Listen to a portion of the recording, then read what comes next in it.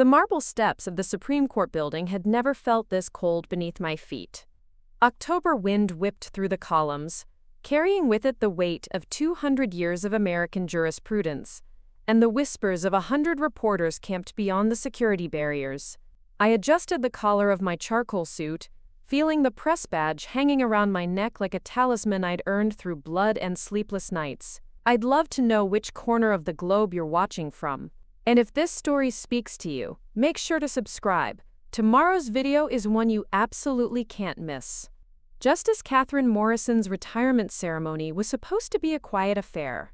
Family, close colleagues, maybe a few law clerks who'd helped shape her legacy over 3 decades on the bench. Instead, the Great Hall buzzed with an energy that felt electric, dangerous. Camera crews positioned themselves like chess pieces, and I could see my reflection multiplied in a dozen lenses, each one capturing a moment I'd dreamed about since law school but never imagined would arrive like this. Through the crowd, I spotted him immediately. Senator James Blackwood stood near the center of the gathering, his silver hair perfectly styled, his navy suit tailored to perfection. He commanded attention the way gravity commands objects to fall, inevitable and absolute. 28 years in the Senate, chairman of the Judiciary Committee, and the man who'd spent the last 15 years ensuring my name never appeared on any list that mattered. He hadn't seen me yet. That was intentional. I'd positioned myself behind a pillar, watching as he worked the room with the practiced ease of someone who'd never met a handshake that couldn't advance his agenda. His wife, Patricia, stood beside him, her smile frozen in that particular way political spouses perfected, somewhere between genuine warmth and calculated charm. But it was the third figure in their constellation that made my chest tighten. David Blackwood, my half-brother, resplendent in his federal prosecutor's uniform, complete with the kind of confidence that came from never having a door slammed in your face. At 35, he'd already argued before the Supreme Court twice, won both cases, and been featured on the cover of Legal Affairs magazine as one of the top litigators under 40. The family photo that would never include me was taking shape in real time. Justice Morrison approached the podium, her black robes flowing like water around her small frame.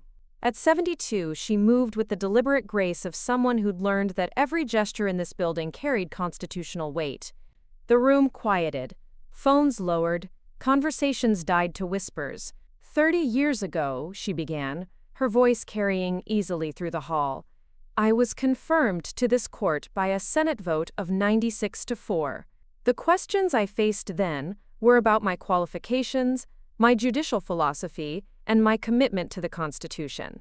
Today, as I prepare to step down, I find myself thinking not about the cases I've decided, but about the voices that never made it to this chamber. My breath caught. Something in her tone, in the way her eyes seemed to search the crowd, suggested this wasn't going to be the standard retirement speech full of gratitude and platitudes. Justice delayed is justice denied, she continued. But what about if justice is deliberately obstructed? What about brilliant minds, silenced not by lack of ability, but by systems designed to maintain power in familiar hands? Senator Blackwood's smile flickered. Just for a moment, but I caught it. Years of watching him had taught me to read the micro-expressions that revealed the calculation behind the charm. Justice Morrison's gaze found mine across the room. She held it for 3 seconds that felt like 3 hours, then continued. Which brings me to why I've asked you all here today, and why I've invited someone to join us who embodies everything this institution should represent but too often fails to protect. The crowd stirred, heads turning, trying to follow her line of sight.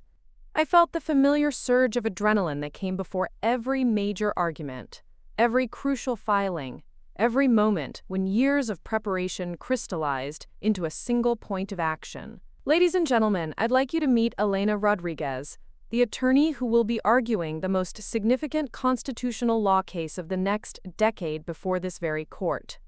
The attorney whose brief in Rodriguez v. Federal Communications Commission has been called by constitutional scholars the most compelling defense of First Amendment rights since Pentagon Papers. The attorney who, despite 15 years of extraordinary legal work, has never been invited to argue before the Supreme Court because certain members of the legal establishment believed her background made her unsuitable for such prestigious opportunities. The room erupted. Not in applause, but in the kind of confused murmur that happens when a script everyone thought they knew suddenly veers into uncharted territory. Cameras swiveled, searching, until they found me stepping out from behind the pillar. I walked forward, my heels clicking against marble that had witnessed some of the most important moments in American legal history. With each step, I felt the weight of every rejection letter, every closed door, every time someone had looked at my resume and found reasons why Elena Rodriguez from East Oakland wasn't quite what they had in mind for their prestigious firm or federal clerkship. Senator Blackwood's face had gone through a spectrum of emotions in the 30 seconds since Justice Morrison began speaking. Confusion, recognition, and now something that looked distinctly like panic poorly disguised as paternal concern. As I reached the front of the room, Justice Morrison extended her hand. Her grip was firm, her smile genuine in a way that suggested she'd been planning this moment for longer than anyone realized. "Elena," she said, her voice carrying clearly through the microphones, "would you like to tell them about the case?" I looked out at the sea of faces. Reporters with pens poised, legal scholars leaning forward, political operatives already calculating how this unexpected development would affect their carefully laid plans. And there, in the third row, Senator Blackwood, whose expression had settled into the kind of careful neutrality that meant he was already 3 moves ahead in whatever game we were now playing. But it was the face I didn't see that mattered most. My father wasn't here, of course. Robert Rodriguez had never attended any of my graduations, celebrations, or professional milestones. The man who'd spent my childhood explaining why dreams were dangerous, especially for girls like me from neighborhoods like ours, wouldn't be caught dead in a room where his daughter was being celebrated. I thought about the last conversation we'd had, 3 months ago in the cramped kitchen of his apartment in Stockton. "You're 38 years old, Elena," he'd said, stirring sugar into his coffee with the mechanical precision of someone who'd given up on sweetening anything else in his life. "When are you going to stop chasing these fantasies and get a real job? Public defender, small firm, something stable. This Supreme Court nonsense, this idea that you're going to change the world, it's not for people like us. People like us. As if being Mexican-American, as if growing up in a neighborhood where the sirens were white noise and college was something that happened to other people's children. As if being the daughter of a man who cleaned office buildings at night somehow disqualified me from arguing constitutional law before the highest court in the land." I cleared my throat and the room fell silent. Justice Morrison stepped back, giving me the podium, giving me the moment I'd been preparing for my entire career without knowing it. 3 years ago, I began, my voice steady despite the hammering of my heart. A whistleblower named Maria Santos tried to expose corruption in a federal agency. She was fired, blacklisted, and threatened with prosecution under the Espionage Act for revealing information that had nothing to do with national security and everything to do with protecting powerful interests. The case that bears my name, Rodriguez versus FCC, isn't just about Maria's right to speak truth to power. It's about whether the First Amendment means anything when it's inconvenient for those in charge. I paused, letting the weight of the words settle. In the audience, I could see David shifting uncomfortably. He knew what was coming next, even if nobody else did. "What makes this case particularly interesting," I continued, "is that the government's legal strategy, the argument they're using to justify prosecuting whistleblowers under espionage laws, was developed and refined by someone in this very room. Someone who spent years building a legal framework designed to silence inconvenient voices while maintaining plausible deniability about the constitutional implications." The room held its breath. Senator Blackwood's face had gone carefully blank, the expression of a man who'd just realized he was playing chess while everyone else was playing checkers, and he'd somehow ended up in check. Justice Morrison's smile was small but unmistakable. Which brings us to why Elena's story is so important, and why I felt it was crucial to share it today, at this retirement ceremony that celebrates not just my career, but the ongoing evolution of American jurisprudence. "Elena, would you tell them about the letter?" The letter? Even now, 3 days after finding it, I could hardly believe it existed. Hidden in a box of my grandmother's belongings, discovered only by accident when I was cleaning out her apartment after her death last month. A letter dated 15 years ago, written in careful legal prose, outlining a systematic campaign to ensure that certain types of attorneys, those from inappropriate backgrounds or with unsuitable political leanings, never received the kind of opportunities that might allow them to challenge established power structures. The letter was signed by 3 people. One was a federal judge who'd since died. One was the dean of a prestigious law school who'd recently retired. The third signature belonged to Senator James Blackwood. I reached into my jacket and withdrew the photocopy I'd made, the original now secured in a safe deposit box, along with copies sent to journalists whose discretion I trusted and whose commitment to the truth was absolute. On March 15, 2008, I said, unfolding the document, a letter was circulated among several influential figures in the legal community. The subject line read, "Maintaining Standards in Federal Judicial Opportunities." The letter outlined what it called informal guidelines for ensuring that Supreme Court clerkships, federal court clerkships, and prestigious firm positions went to candidates who would, quote, uphold traditional legal values and, quote, understand their proper role within established institutional frameworks. The room was absolutely silent now. Even the reporters had stopped scribbling, their attention focused with the intensity usually reserved for constitutional crises and political scandals. The letter included specific criteria for excluding candidates, those with, quote, activist backgrounds, those who'd worked for politically motivated organizations, those whose personal demographics might cloud their professional judgment, and those whose family circumstances suggest divided loyalties or inappropriate priorities. A lot of love and effort went into bringing this story to life. If you're enjoying it, we'd be so grateful if you'd subscribe to our channel. Now, back to where we left off. I looked directly at Senator Blackwood. His face was stone, but I could see the calculation in his eyes, the rapid assessment of damage control options and exit strategies. The letter was signed by 3 men who controlled, between them, access to most of the prestigious opportunities in federal law. Over the past 15 years, their, quote, informal guidelines have shaped careers, determined who gets to argue before this court, and influenced which voices are heard in the most important legal discussions of our time. I folded the letter carefully, returned it to my jacket. In 6 weeks, I'll stand before this court and argue that the First Amendment protects those who speak truth to power, even when that truth is inconvenient for those in power. I'll argue that the Constitution doesn't recognize different classes of citizenship based on background, ethnicity, or political belief. I'll argue that justice depends not on maintaining comfortable systems, but on ensuring equal access to those systems for all Americans. Justice Morrison stepped forward again, her presence somehow both gentle and commanding. Elena's case represents something crucial about the American legal system at its best. The idea that the law belongs to all of us, not just those born into privileged circumstances or connected to powerful families. Her presence here today, her opportunity to argue before this court, represents what happens when artificial barriers are finally removed. The applause started slowly, from the back of the room. Law clerks, mostly, young attorneys who understood how rare opportunities like this actually were. It spread forward, gaining momentum, until even some of the establishment figures were clapping, though their enthusiasm seemed measured, calculated. Senator Blackwood wasn't clapping, neither was David. They stood frozen, father and son united in their recognition that the careful structure they'd helped build was about to face its most significant challenge. As the applause died down, I found myself thinking about my father's words from 3 months ago. It's not for people like us. Maybe he was right. Maybe the Supreme Court, this marble temple to American justice, wasn't built for people like us. But that didn't mean we couldn't reshape it.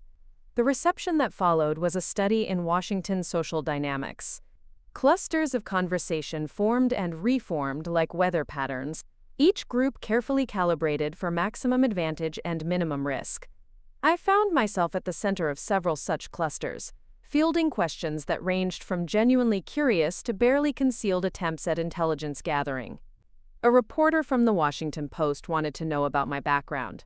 A legal scholar from Georgetown asked about my constitutional theory. A federal judge inquired about my litigation strategy. Each conversation was a dance, information exchanged with the precision of diplomatic negotiations. But it was the conversation that didn't happen that mattered most. Senator Blackwood had left immediately after my presentation, his exit so smooth and well orchestrated that most people didn't notice until he was already gone. David had lingered for exactly 10 minutes, long enough to maintain appearances, before following his father's lead. Nanhane. They weren't running. Men like James Blackwood didn't run. But they were regrouping, and that meant the real battle was about to begin. The call came at 6:30 on a Tuesday morning, 3 weeks after Justice Morrison's retirement ceremony. I was already awake, nursing my second cup of coffee while reviewing precedent cases for Rodriguez versus FCC, when my phone buzzed with a number I didn't recognize. Elena Rodriguez? The voice was crisp, professional, with the kind of authority that made you sit straighter even when no one was watching. Speaking. This is Deputy Attorney General Harrison Webb. I need to see you in my office today. 2 o'clock. The line went dead before I could respond. I stared at the phone, my coffee growing cold as the implications settled in. The Deputy Attorney General didn't make personal calls to solo practitioners in Oakland. He didn't schedule mysterious meetings with attorneys preparing to argue against the government. And he certainly didn't sound like a man calling to offer congratulations. The Department of Justice building in Washington felt like a fortress designed to intimidate. All concrete and sharp angles, security checkpoints every 50 feet. I'd been here before for depositions and settlement conferences, but never at the invitation of someone who could probably destroy my career with a single phone call. Webb's office occupied a corner of the 5th floor, with windows that offered a commanding view of Pennsylvania Avenue. The man himself was smaller than I'd expected from his reputation, mid-50s with graying temples and the kind of expensive suit that whispered rather than shouted about its cost. He gestured to a chair across from his desk without looking up from the file he was reading. Ms. Rodriguez, thank you for coming on such short notice. I settled into the chair, noting the other files stacked on his desk, each one thick enough to represent months of investigative work. Not much of a choice when the Deputy Attorney General calls. He smiled, but it didn't reach his eyes. Direct. I like that.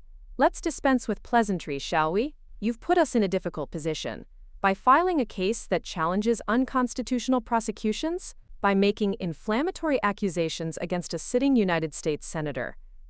He closed the file and looked at me directly. Senator Blackwood has served this country with distinction for nearly 3 decades. His work on the Judiciary Committee has shaped federal law enforcement policy, counterterrorism legislation, and judicial nominations. He's not some corrupt politician you can target for career advancement.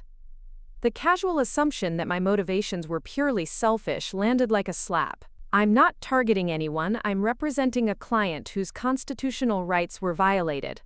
Maria Santos. He opened another file, this one considerably thicker. Former mid-level analyst at the Federal Communications Commission. Terminated for cause after violating her security clearance. Currently unemployed. Facing potential federal charges for unauthorized disclosure of classified information. Information about regulatory capture and corporate influence that had nothing to do with national security. Information that revealed ongoing law enforcement techniques and investigative methods. His voice hardened. Ms. Rodriguez, your client isn't a whistleblower. She's a disgruntled employee who violated her oath and compromised sensitive operations. And you're enabling her because it fits your political agenda. There it was. The same dismissive tone I'd been hearing my entire career. The assumption that any challenge to established power must be motivated by politics rather than principle. What sensitive operations? Santos exposed a pattern of FCC commissioners receiving illegal payments from telecommunications companies in exchange for favorable regulatory decisions. The only thing compromised was their ability to hide corruption. Webb leaned back in his chair, his expression shifting from administrative firmness to something more personal. Let me be very clear about something, Ms. Rodriguez. The government's position in Rodriguez versus FCC isn't just about this one case. It's about protecting national security apparatus from frivolous challenges by attorneys who don't understand the broader implications of their actions. Frivolous challenges? The words came out sharper than I'd intended. The Supreme Court granted cert. They don't do that for frivolous cases. The Supreme Court makes mistakes. He stood, walking to the window with his hands clasped behind his back. Sometimes they're influenced by emotional appeals rather than sound legal reasoning. Sometimes they're swayed by political pressure rather than constitutional analysis. I felt something cold settle in my stomach. "What are you saying?" He turned back to me, and now his expression was almost sympathetic. "I'm saying that arguing this case could be a career-limiting move. There are firms in this city that would love to have someone with your academic credentials and litigation experience. Federal agencies that could use a bright attorney who understands how to work within the system rather than against it.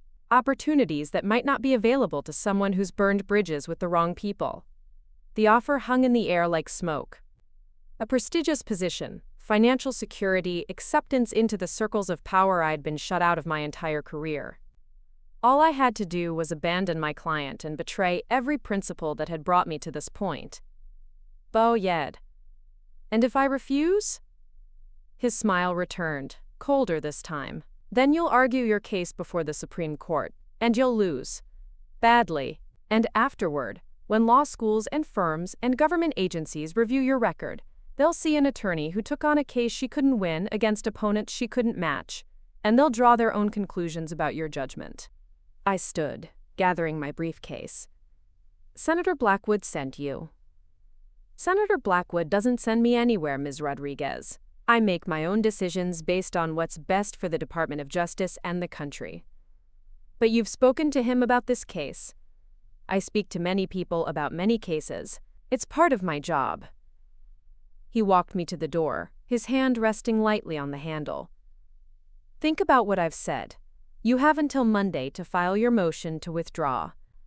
After that, things become more complicated." The hallway outside his office felt like a tunnel, fluorescent lights buzzing overhead, the sound of my heels echoing off polished floors. I walked through the building's security checkpoints in a daze. Badge scanned, bag searched, identity verified and recorded. By the time I reached the street, the full weight of what had just happened was settling in. Hi-e. They weren't just opposing my case, they were trying to eliminate me as a threat. The drive back to Oakland gave me 6 hours to think.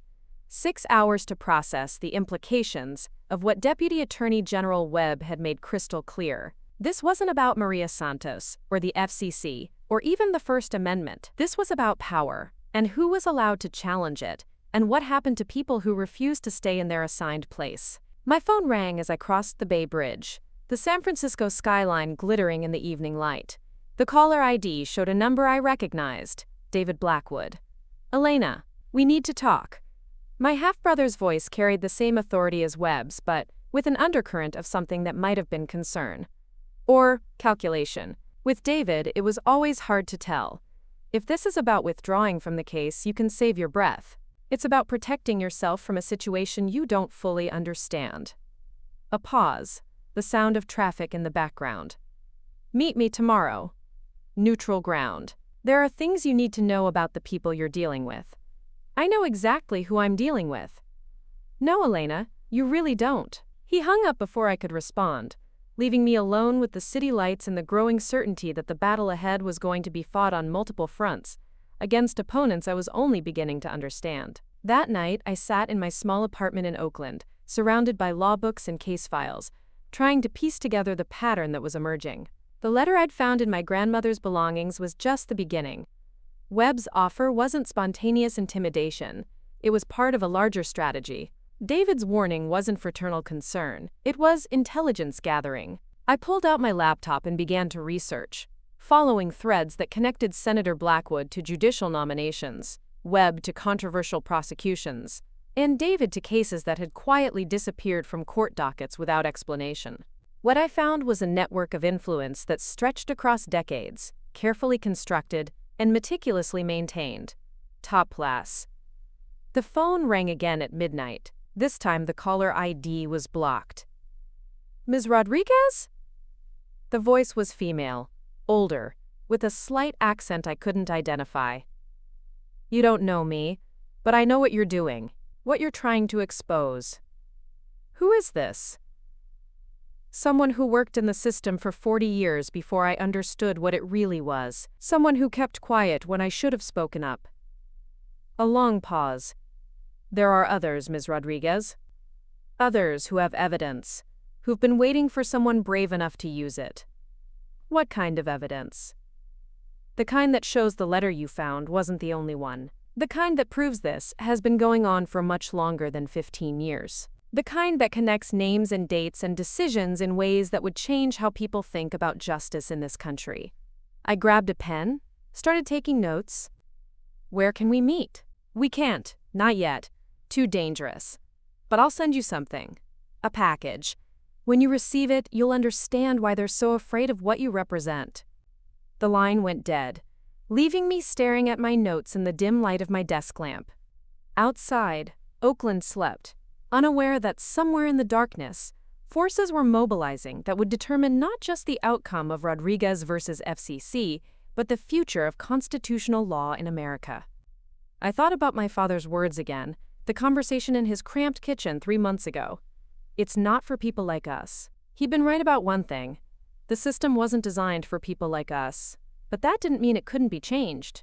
It just meant the price of changing it was going to be higher than I'd ever imagined. The package arrived the next morning, delivered by a courier who wouldn't meet my eyes and disappeared before I could ask questions. Inside, wrapped in manila folders and bound with rubber bands, was 15 years of documentation.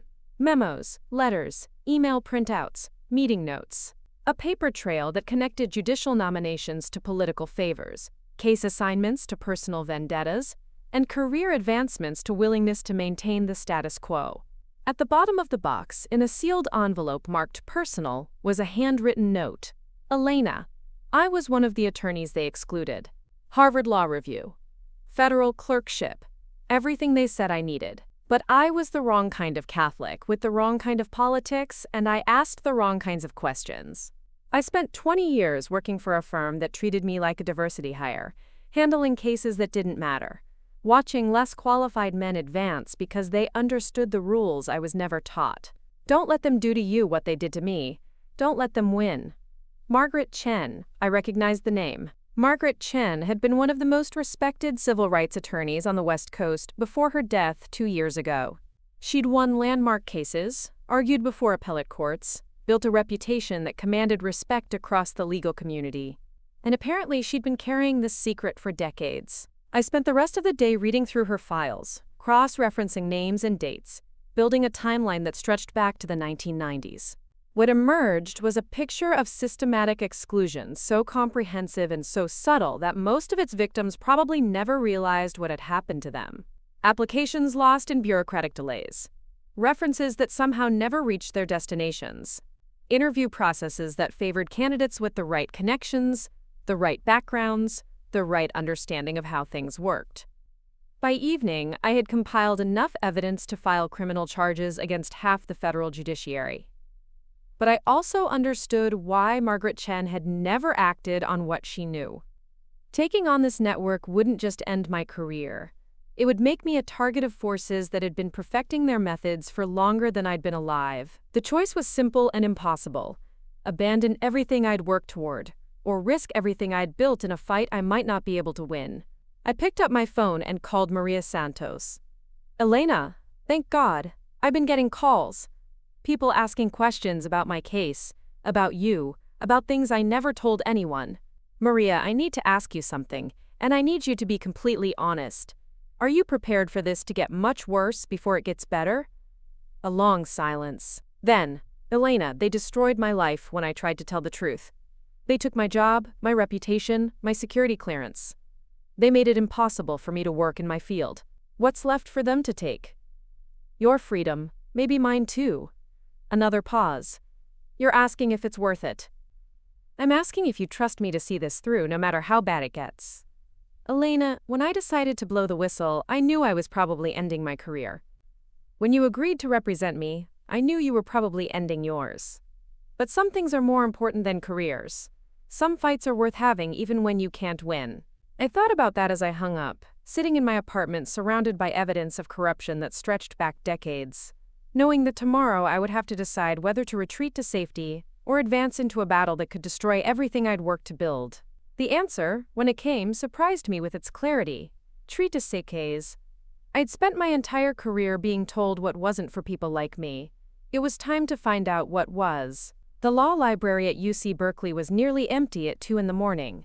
just me and a security guard, who'd long since stopped checking why I was there. I'd been coming here for 3 weeks, ever since Margaret Chen's package had arrived, because my apartment felt too exposed and my office too obvious. Libraries had always been sanctuaries for me, places where knowledge lived free from the politics that seemed to corrupt everything else. Tonight was different. Tonight I wasn't researching case law or constitutional precedent. I was following a trail that Margaret Chen had left in her meticulous notes, a trail that led to a safety deposit box in downtown San Francisco, and a key she'd hidden in the spine of an old criminal procedure textbook. The key was exactly where her notes said it would be, taped to the inside back cover of Weinreb's Criminal Process 5th edition. The book hadn't been checked out in 6 years, according to the library stamp, which made it the perfect hiding place for something that could bring down half the federal judiciary. I drove to San Francisco at dawn, the key burning a hole in my pocket like evidence of a crime I hadn't yet decided to commit. First National Bank occupied a full city block downtown, all marble and brass and the kind of institutional grandeur designed to make people feel both important and insignificant. The safety deposit box access required 2 forms of identification: a signature card that Margaret had somehow put my name on, and a story about being her research assistant that the bank employee accepted without question. Box 847 was larger than I'd expected, deep enough to hold several thick folders, and a sealed envelope marked, "In case they kill me." The melodramatic phrasing would have made me smile if the rest of Margaret's evidence hadn't already proven that her paranoia was entirely justified. The first folder contained photographs. Black and white surveillance photos of meetings, some dated as far back as 1995. Judges and senators and law firm partners in restaurants, hotel lobbies, private clubs, where membership cost more than most people made in a year. The photos alone weren't damning. Powerful people met with other powerful people all the time. But Margaret had annotated each one with names, dates, and the specific cases or nominations that had been discussed. Judge Harrison was appointed to the Third Circuit 6 months after dinner with Senator Blackwood. Case dismissed against Blackwood's major donor 2 weeks later. Attorney General nominee confirmed despite ethics questions after private meeting with 3 Judiciary Committee members. Investigation into his law firm's billing practices quietly dropped. Supreme Court justice withdraws from case involving telecommunications company. Same company employs his son 1 month later. Photo after photo, connection after connection, a web of influence and obligation that turned the justice system into a marketplace where verdicts and appointments were bought and sold like commodities. The second folder contained audio recordings, dozens of them, on CDs, labeled with dates and locations. Margaret must have been recording conversations for years, building a library of evidence that documented how business was really done in the highest levels of American law. I slipped the first CD into my laptop, headphones on, volume low.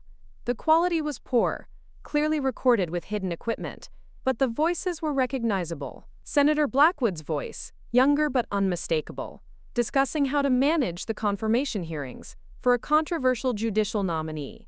The Rodriguez problem needs to be handled delicately, he was saying. We can't just reject her outright, too obvious, and it'll create martyrs. Better to make sure she never gets the opportunities to build a record worth confirming. My blood went cold. Rodriguez problem. He was talking about me, but this recording was dated 2009, when I was just finishing law school. They'd been tracking me, planning my exclusion for 15 years. Another voice, one I didn't recognize. What about the law review?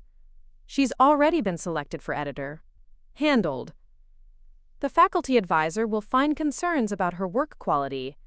Nothing actionable, just enough to create doubt. I remembered that conversation. Professor Williams had called me into his office during my 3rd year, expressed concerns about my commitment, and suggested that perhaps I wasn't quite ready for the responsibility of law review editor. I'd been devastated, convinced I'd failed somehow. Instead, it had been deliberate sabotage, orchestrated from the highest levels of government. The recordings went on. Discussions of how to ensure certain attorneys never received federal clerkships. Strategies for making sure prestigious firms had concerns about candidates with the wrong political views or ethnic backgrounds. Methods for killing careers so subtly that the victims never realized they were being murdered professionally. But it was the final folder that made me understand the true scope of what I was dealing with. Financial records, bank statements, wire transfer receipts, incorporation documents for shell companies. Margaret had somehow traced money flows from political donors to judicial retirement funds, from corporate entities to educational foundations that provided scholarships for the children of cooperative judges. One set of documents caught my attention immediately. A series of payments from something called the Constitutional Justice Foundation to a consulting company owned by David Blackwood. $50,000 a month for 3 years, supposedly for legal research and analysis. But the payments correlated perfectly with cases where the government had taken unusually aggressive positions against civil rights attorneys, where promising appeals had been quietly dropped, where constitutional challenges had died unexpected deaths in procedural technicalities. My half-brother wasn't just benefiting from the system, he was actively working to maintain it. The sealed envelope contained a single sheet of paper, handwritten in Margaret's careful script. "Elena, if you're reading this, it means I'm dead and you found the courage to continue what I was too afraid to finish." The evidence in this box represents 30 years of systematic corruption in the federal judiciary. I gathered it because I hoped that someday someone would be brave enough to use it. I chose you because your background makes you clean. You've never been part of their network, never compromised by their money or their influence. But that same background makes you vulnerable. They will try to destroy you professionally, personally, perhaps physically. They have done it before. There is one more source you need to find. A man named Thomas Garrett, former law clerk to Justice Morrison. He has evidence of how Supreme Court decisions have been influenced by political pressure.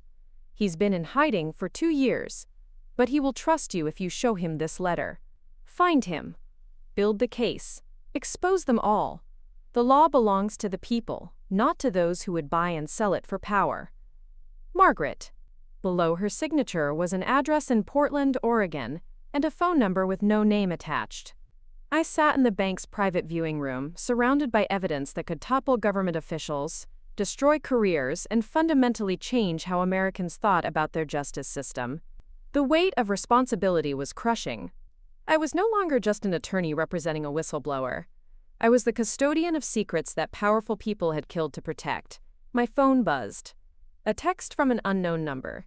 "Stop digging or we'll bury you with what you find." I took a photo of the message, then powered off the phone.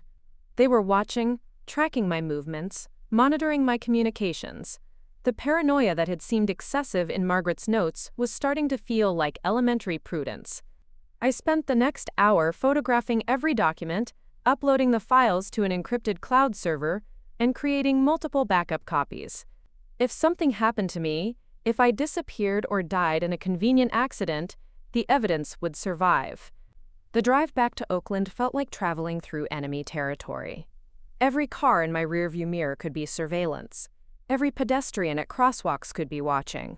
The freedom I'd taken for granted my entire life had been replaced by the constant awareness that I was now a target of forces that had vast resources and no scruples about using them. But I also felt something else.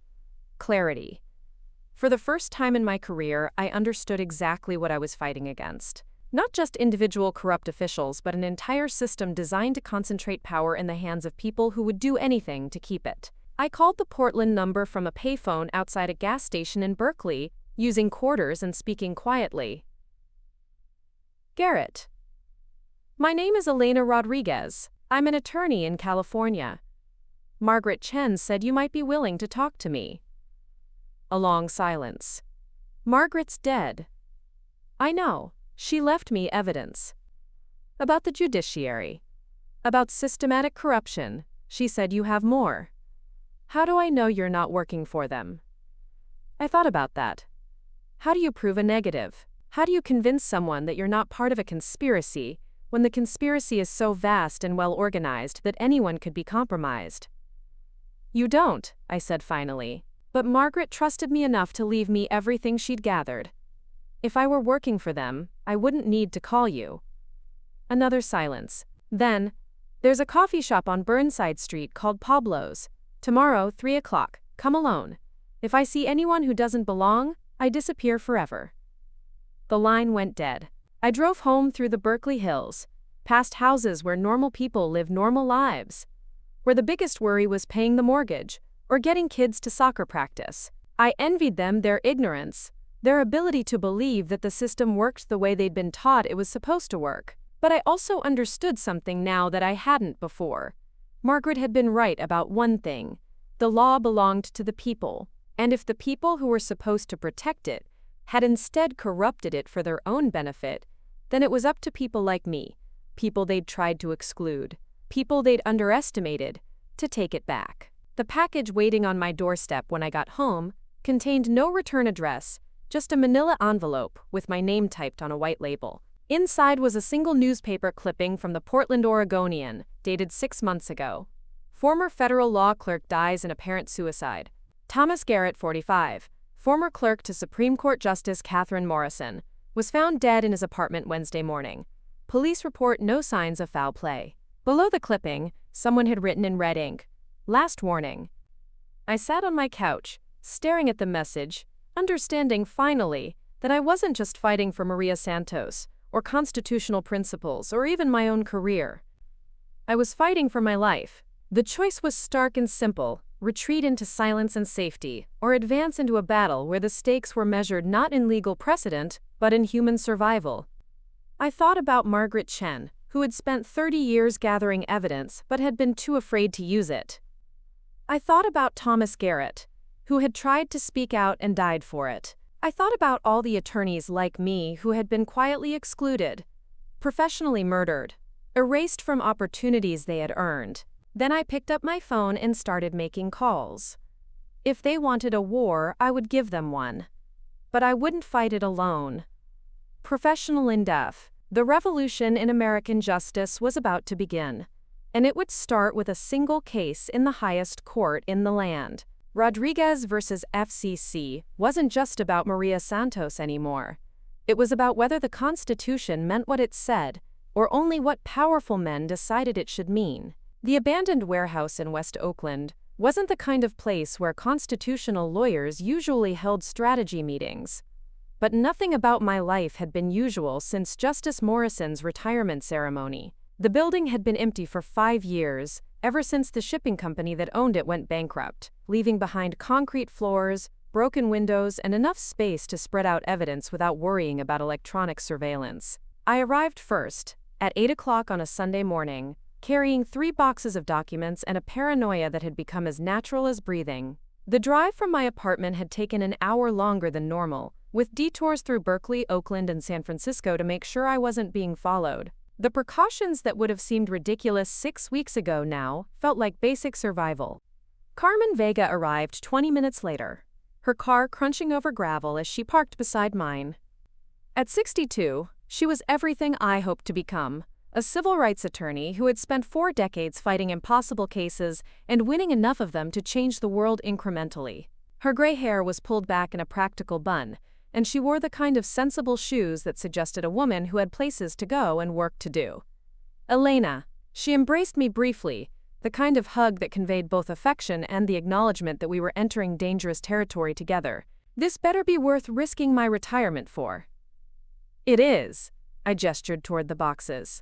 Margaret Chen left us 30 years of evidence, financial records, surveillance photos, audio recordings. Everything we need to prove systematic corruption in the federal judiciary. The third member of our conspiracy arrived 15 minutes later. Dr. James Washington was an investigative journalist who specialized in government corruption, the kind of reporter who spent months cultivating sources and cross-referencing documents before publishing stories that toppled administrations. At 45, he had already won 2 Pulitzer Prizes and made enough enemies in Washington to understand why we were meeting in an abandoned building instead of a conference room. Ladies. He set down a laptop bag and surveyed our improvised war room. I've been covering federal corruption for 20 years, and I've never seen anything like what you sent me, Elena. If even half of this is verifiable, we're looking at the biggest judicial scandal in American history. We spent the next 4 hours organizing Margaret's evidence into chronological order, cross-referencing names and dates, building a timeline that stretched from the early 1990s to the present day. What emerged was a picture of systematic corruption so comprehensive that it challenged the fundamental legitimacy of federal law enforcement. Carmen focused on the financial records, her accounting background allowing her to trace money flows that would have been invisible to most attorneys. "Look at this," she said, spreading bank statements across a makeshift table constructed from shipping pallets. "The Constitutional Justice Foundation has been paying David Blackwood $50,000 a month for 3 years. But look at the foundation's donor list." I leaned over her shoulder, scanning the names. Telecommunications companies, defense contractors, pharmaceutical corporations. All companies that had benefited from favorable federal court decisions during the same 3-year period. They're not just bribing judges, I realized. They're paying prosecutors to throw cases. David's been deliberately losing arguments on behalf of the government to protect corporate interests. James was examining the surveillance photos with a magnifying glass, muttering to himself as he identified faces and locations. "This photo is from 2018, he said, holding up a black-and-white image of Senator Blackwood shaking hands with a federal judge outside what looked like a private club. Judge Morrison, not Justice Morrison, but Judge Harold Morrison from the D.C. Circuit. 3 weeks after this photo was taken, Judge Morrison dismissed a major antitrust case against a telecommunications company, the same company that donated $2 million to Blackwood's re-election campaign. I felt the familiar surge of anger that had been building for weeks. Every piece of evidence we uncovered revealed another layer of corruption, another way that justice had been perverted to serve the interests of power and money. "There's more," Carmen said, pulling out a folder I hadn't seen before. "Margaret left us access codes to secure servers, financial records that the banks don't even know exist. She was apparently much better at computer intrusion than anyone realized." James looked up from his photos. "How did she gather all this without anyone noticing?" "Because they didn't see her as a threat," I said. "Margaret spent 40 years being underestimated, dismissed, treated like a diversity hire who didn't really belong. They talked in front of her because they didn't think she mattered enough to be dangerous." The irony was bitter. The same prejudices that had limited Margaret's career had also allowed her to document the corruption that limited other careers. She had been invisible to the powerful men who destroyed lives as casually as they ordered lunch, and that invisibility had been her greatest weapon. We worked through lunch, surviving on coffee and determination, building a case that could destroy careers and rewrite the history of American jurisprudence. By 3 o'clock, we had identified 17 federal judges who had received illegal payments, 8 senators who had sold their votes on judicial nominations, and a network of corporate interests that had essentially purchased their own judicial system. But it was the audio recordings that provided the most damning evidence. Margaret had somehow managed to record dozens of conversations over the years, building a library of admissions that would be impossible to deny or explain away. The most devastating recording was from 2016, a conversation between Senator Blackwood and Deputy Attorney General Webb, discussing how to handle problem attorneys who challenged government positions too effectively. "The Rodriguez woman is becoming a concern," Webb's voice crackled through the speakers. "Her civil rights cases are starting to attract attention. Appellate courts are actually taking her arguments seriously." "Handle it," Blackwood replied. "Same as we did with Chen and that prosecutor in Seattle. Make sure she doesn't get the opportunities to build a reputation." "The law school positions?" "Blocked. The federal clerkships?" "Redirected to more suitable candidates." "What about private firms?"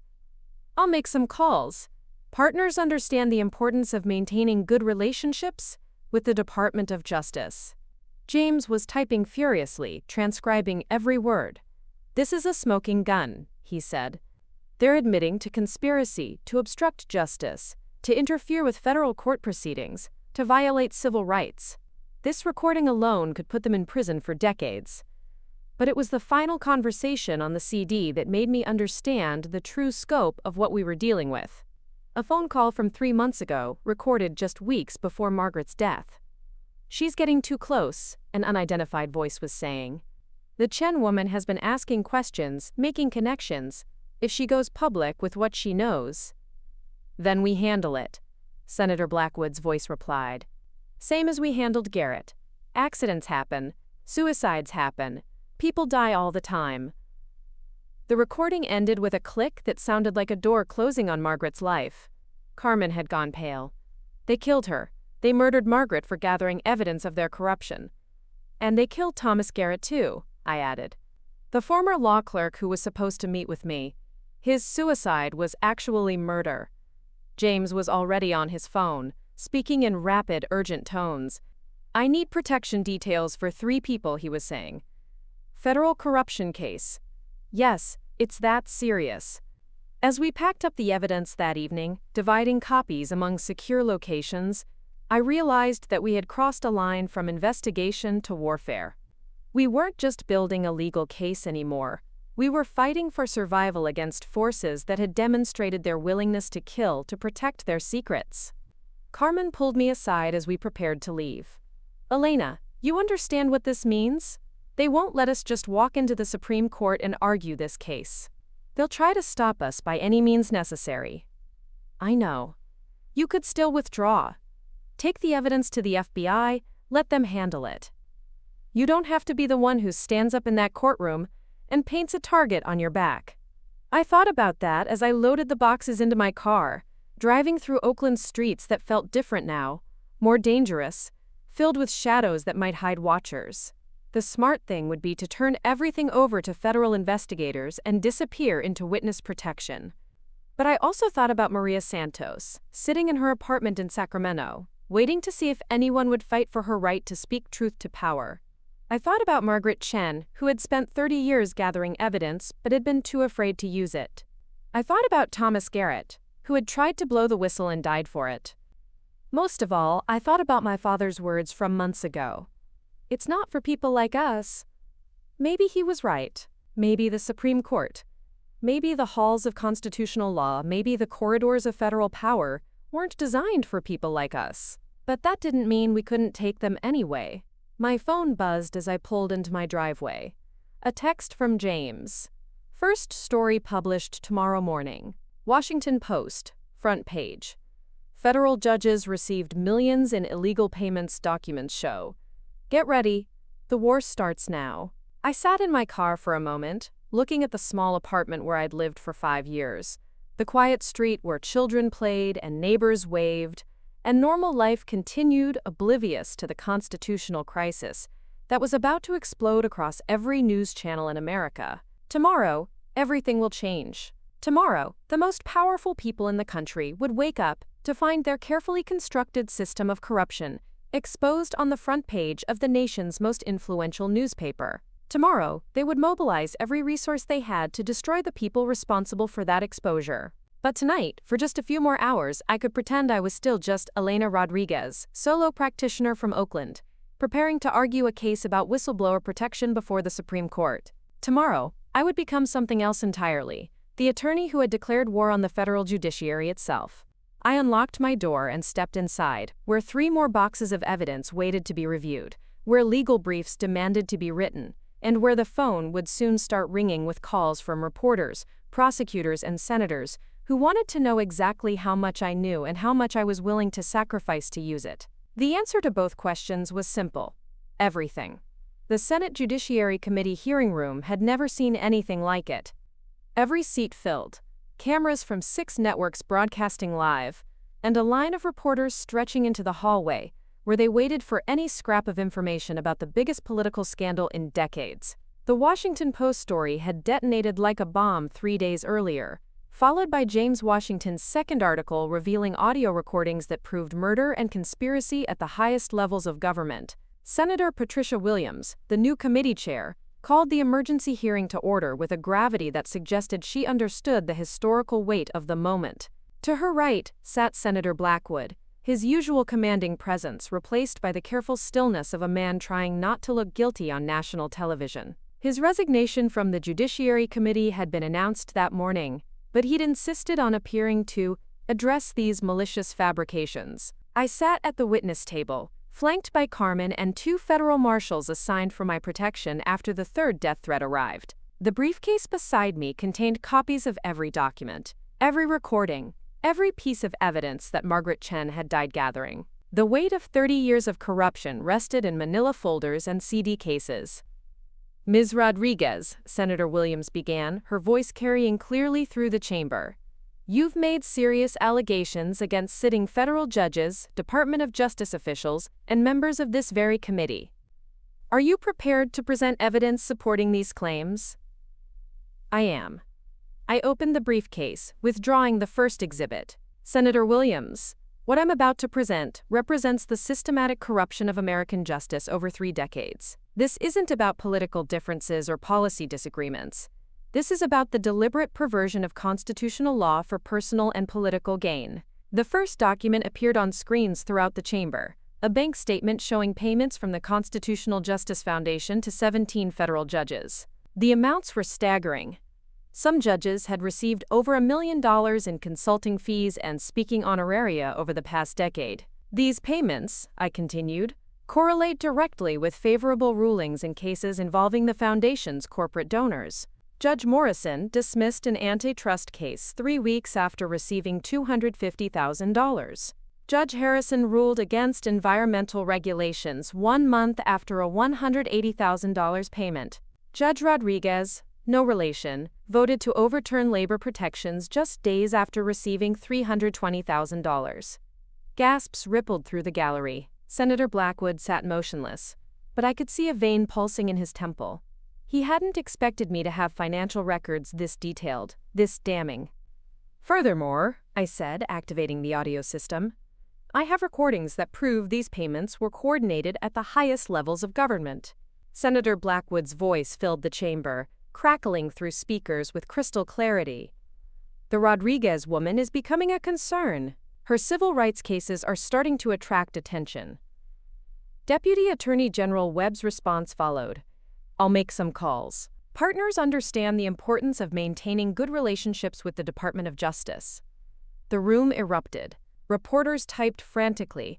Senators leaned forward in their chairs, and camera operators zoomed in on Senator Blackwood's face as it went through a spectrum of emotions, from shock to calculation to barely controlled rage. Senator Williams banged her gavel repeatedly. Order! Order in the chamber! But I wasn't finished.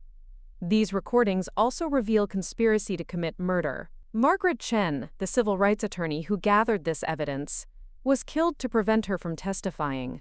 Thomas Garrett, former Supreme Court law clerk, was murdered when he attempted to expose judicial corruption. I played the final recording, the one that had chilled my blood in the Oakland warehouse, Senator Blackwood's voice discussing how to handle Margaret Chen, followed by his casual agreement that accidents happen and, quote, people die all the time. The silence that followed was absolute. Even the reporters had stopped typing, stunned by the casual discussion of murder playing through the chamber sound system. Senator Blackwood finally spoke, his voice tight with controlled fury. These recordings are fabricated, doctored by desperate people trying to destroy legitimate public servants. Ms. Rodriguez has a history of making inflammatory accusations when her cases don't go her way. Then you won't object to a full forensic analysis of the audio files, I replied, or to testimony from the NSA technicians who verified their authenticity yesterday. His face went pale. He hadn't known about the NSA analysis.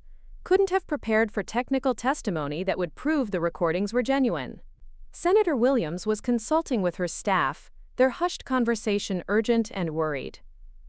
This hearing had spiraled far beyond what anyone had anticipated. What was supposed to be a routine examination of allegations had become a constitutional crisis broadcast live to millions of Americans. Ms. Rodriguez, Williams said finally, are you alleging that members of this committee, sitting federal judges and Department of Justice officials, have engaged in a decades-long conspiracy to corrupt the American justice system? I'm not alleging it, Senator. I'm proving it. I withdrew the final document from my briefcase. This is a letter dated 15 years ago, signed by Senator Blackwood and 2 federal judges, outlining specific criteria for excluding attorneys from Supreme Court opportunities based on their ethnicity, political beliefs, and, quote, family circumstances. The letter includes my name, along with 47 other attorneys who were systematically denied opportunities they had earned. The letter appeared on screens throughout the chamber. Senator Blackwood's signature was clearly visible at the bottom, below language that was unmistakably discriminatory and obviously illegal.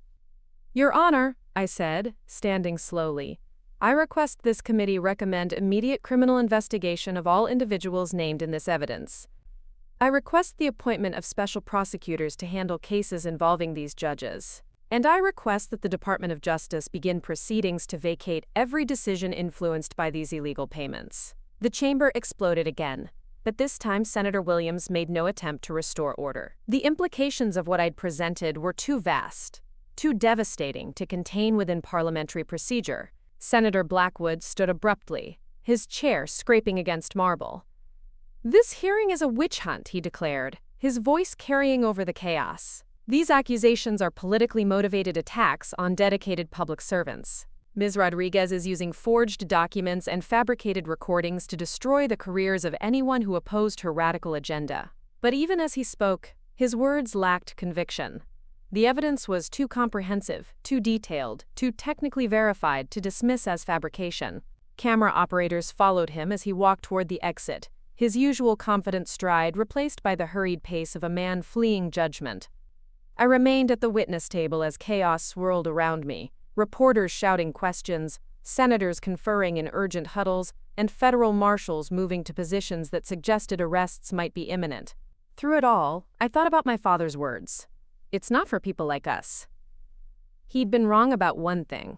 It was for people like us. It just required us to fight for it harder than anyone should have to fight for justice in America. The Supreme Court of the United States had never seen a day like December 15th. Not just because of the case being argued, Rodriguez versus FCC, but because of everything that had led to this moment. Half the federal judiciary was under investigation. Senator Blackwood sat in a federal detention center awaiting trial. Deputy Attorney General Webb had resigned in disgrace. And the attorney arguing before the court was the same woman who had brought down the most extensive corruption network in American legal history. I stood at the lectern, looking up at 9 justices who represented the pinnacle of American jurisprudence, knowing that 4 months ago, most of them would never have imagined I'd be permitted in this chamber. The irony wasn't lost on me. I was arguing for Maria Santos's right to expose government corruption before the very institution where I'd exposed the deepest corruption of all. "May it please the court," I began, my voice carrying clearly through the marble chamber. "This case asks a fundamental question. Does the First Amendment protect citizens who expose government wrongdoing, or does it only protect speech that those in power find comfortable?" Justice Morrison, not the retired Justice Catherine Morrison, but her successor, Justice Michael Morrison, leaned forward. "Ms. Rodriguez, the government argues that national security requires certain restrictions on disclosure of sensitive information. How do we balance free speech rights against legitimate security concerns?" "Your Honor, the information Maria Santos disclosed revealed regulatory capture and illegal payments to government officials. There were no national security implications, only embarrassment for those involved in corrupt practices. If we allow the government to classify corruption as, quote, sensitive information, we essentially eliminate the First Amendment protection for whistleblowing." Justice Garcia, one of 2 Latina justices on the court, asked, "What standards would you propose for determining when disclosure serves the public interest?" I felt a surge of confidence. This was the question I'd been preparing for my entire career. "Your Honor, the test should be straightforward.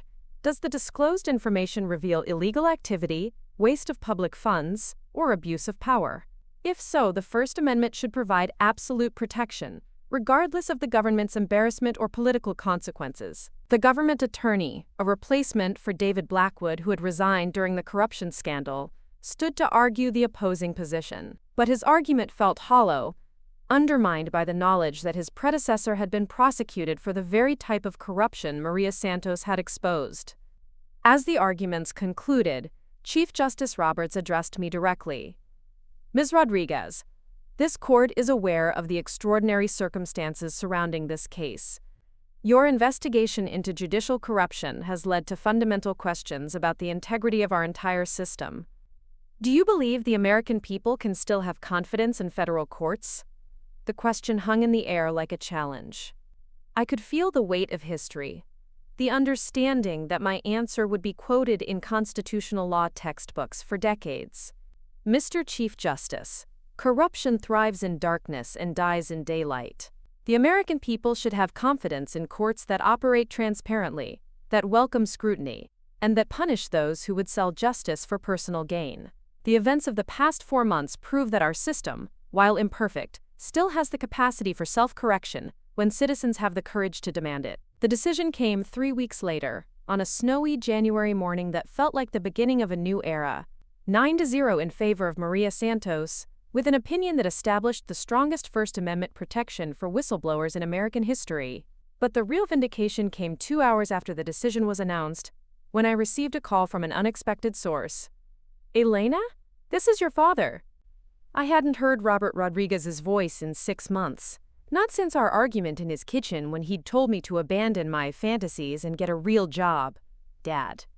I sat down heavily in my office chair, suddenly exhausted from the emotional whiplash of triumph and family reconciliation.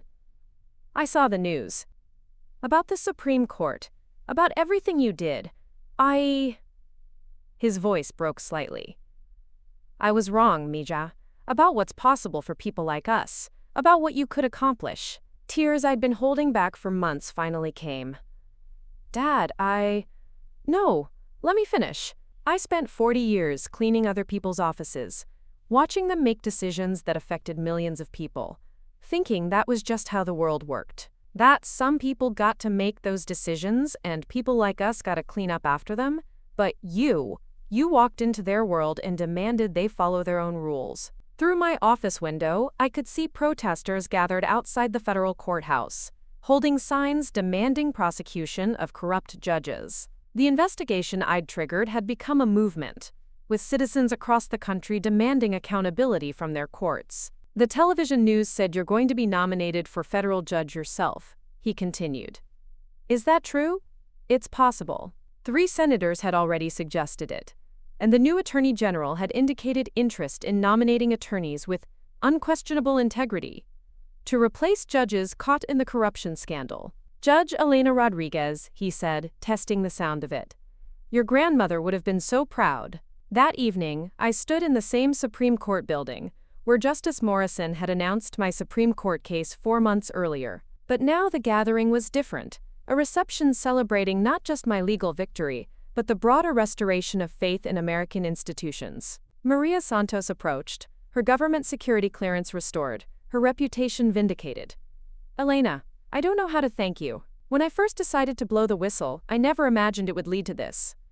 "You started it," I replied. "You had the courage to speak up when speaking up meant risking everything. I just made sure people listened." Justice Catherine Morrison, the retired justice who had first introduced me at this very venue, joined our conversation. "Elena, you've done something remarkable. You've proven that the system can still work when good people refuse to accept corruption as inevitable." As the reception continued around us, I found myself thinking about the journey that had brought me here. From the young law student whose opportunities had been secretly sabotaged, to the solo practitioner arguing cases that weren't for people like us, to the attorney who had brought down a corrupt network that had controlled federal law for decades. My phone buzzed with a text from Carmen Vega. "Federal Judicial Nomination Committee wants to interview you next week.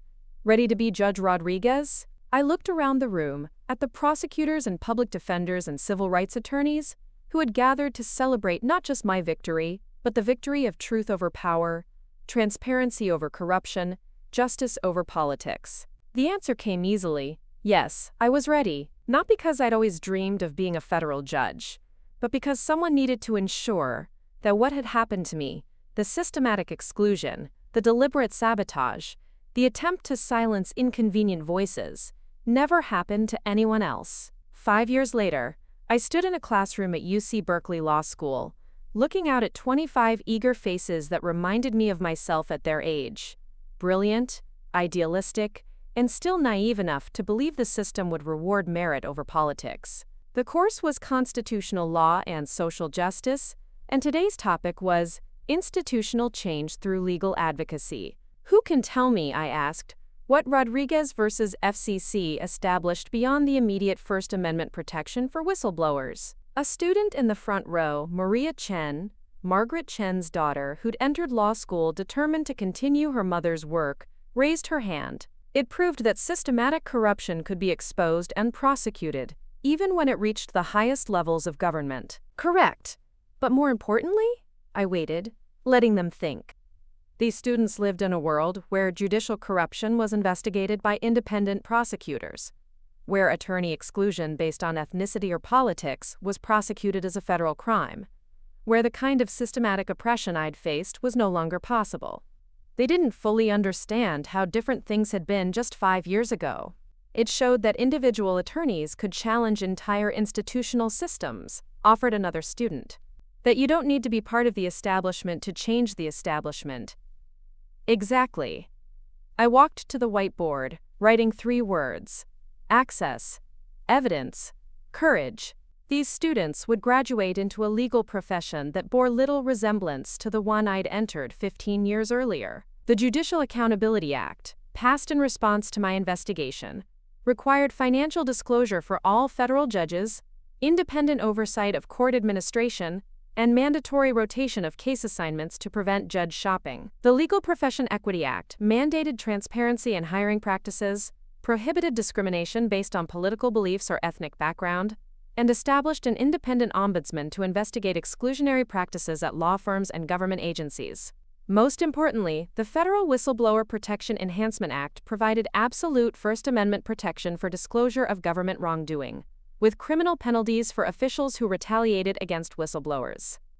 Professor Rodriguez asked a student from the back, "What advice would you give to attorneys who want to challenge corrupt systems but don't have the evidence you had?" It was a question I heard often, from students, young attorneys, journalists, activists. The answer had evolved over the 5 years since my Supreme Court victory, shaped by mentoring dozens of attorneys who'd chosen to fight rather than accommodate corrupt systems. First, remember that corruption requires secrecy to survive. Your job is to bring light to dark places, and that means being methodical, careful, and absolutely certain of your facts before you act. I pulled up a slide showing statistics from the past 5 years. Since the corruption investigation began, 17 federal judges had been prosecuted and convicted. 43 government attorneys had been disciplined for ethical violations. Over 200 cases had been reopened and reheard by untainted courts. Second, you can't do it alone. Margaret Chen gathered evidence for 30 years but was too isolated to act on it. Maria Santos had the courage to blow the whistle but needed legal representation to make it meaningful. I had both evidence and legal skills, but needed journalists and other attorneys to amplify the message. A student raised her hand. "But what about personal cost? You were threatened, your career was almost destroyed, people tried to kill you. How do you balance fighting corruption with protecting yourself and your family?" I paused, thinking about the question I'd wrestled with for years. The death threats had stopped after Senator Blackwood and his co-conspirators were imprisoned, but the psychological cost of fighting such powerful opponents had taken years to overcome. "The personal cost is real," I said finally.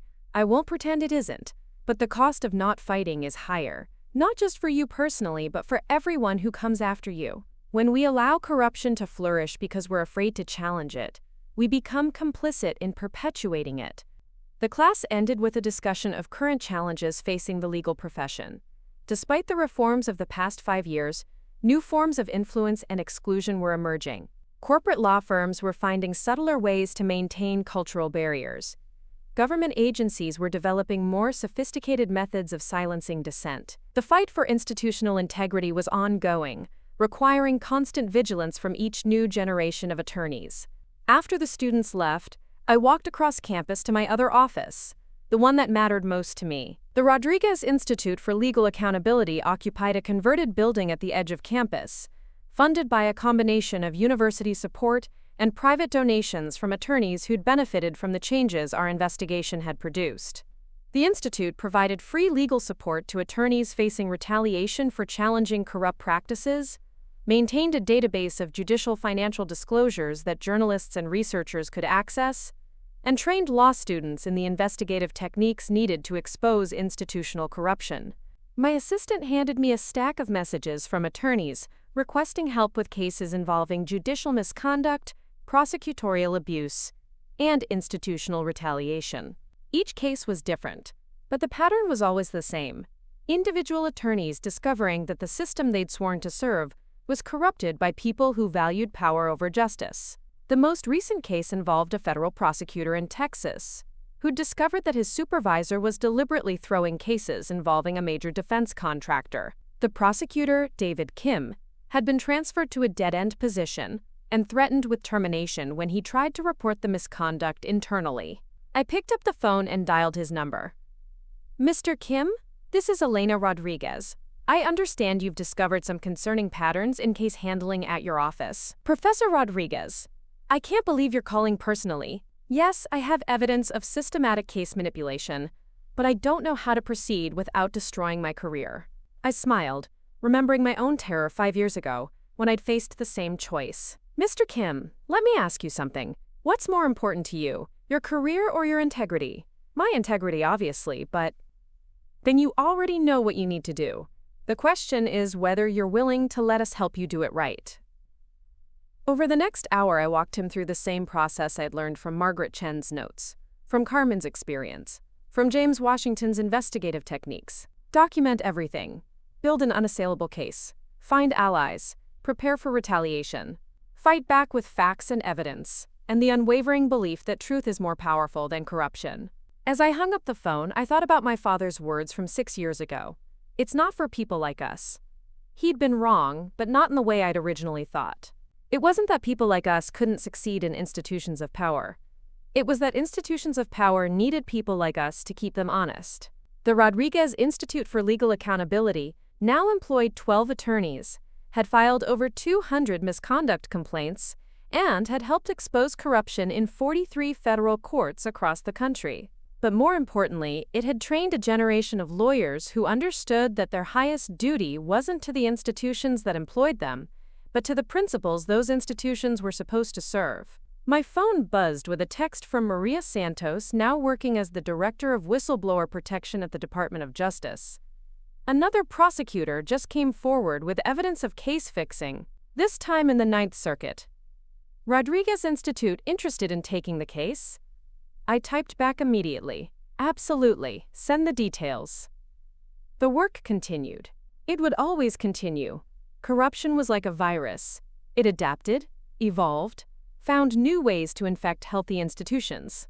But now there were antibodies in the system, people trained to recognize the symptoms and equipped with the tools to fight back. People like us, who understood that justice wasn't something that happened automatically, but something that had to be defended every day by ordinary citizens with extraordinary courage. The law belonged to all of us. We just had to be willing to fight for it. Looking for more? We've got 2 amazing stories ready for you right on screen. If this one touched you, these are absolutely worth your time. Click to watch them now. And hey, subscribe and hit that bell to never miss our latest uploads.